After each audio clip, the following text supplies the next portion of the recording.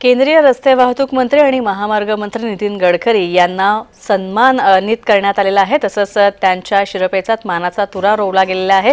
लोकमान्य टिळक राष्ट्रीय पुरस्कार नितीन गडकरी यांना जाहीर झालेला आहे। 1 ऑगस्टला लोकमान्य टिळक यांची 105वी पुण्यतिथी आहे आणि या पुण्यतिथीनिमित्त या पुरस्काराचं वितरण केलं जाणार आहे।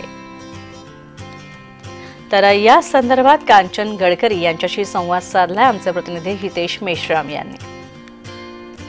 विकास पुरुष आणि देशाच्या रस्त्यांची कायापालट करणारे केंद्रीय मंत्री नितीन गडकरी यांना आज लोकमान्य टिळक राष्ट्रीय पुरस्कार जो आहे तो जाहीर झालेला आहे। त्या संबंधित त्यांच्या घरी आपण आलो आहोत आणि कांचनताई गडकरी यांची आपण प्रतिक्रिया घ्यायला आलो आहोत। ताई, पहिली प्रतिक्रिया काय आहे? लोकमान्य टिळकांच्या नावाचा पुरस्कार आपल्या आयुष्यामध्ये मिळणे अतिशय अभिमानाची, आनंदाची, संस्मरणीय अशी गोष्ट आहे। आज नितीनजींना तो पुरस्कार जाहीर झाला आहे ऐकून अतिशय आनंद झाला। अनेक दिग्गजांना, पंतप्रधान असतील त्यासोबतच अनेक दिग्गजांना पुरस्कार या अगोदर मिळालेला आहे। तुम्ही कसं बघता? मी असंच बघेन की आतापर्यंत माननीय नरेंद्र मोदीजींचं नेतृत्व, कर्तृत्व सगळ्याला माहिती आहे। ते गुजरातमध्ये सीएम होते, त्यांच्या नेतृत्वामध्ये गुजरात किती मोठं झालेलं आहे माहिती आहे।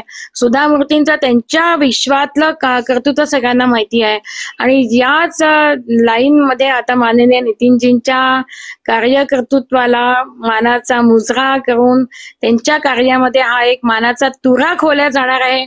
त्याच म्हणजे त्या लिस्ट मध्ये माननीय नितीनजींचं नाव येणार आहे, झळकणार आहे।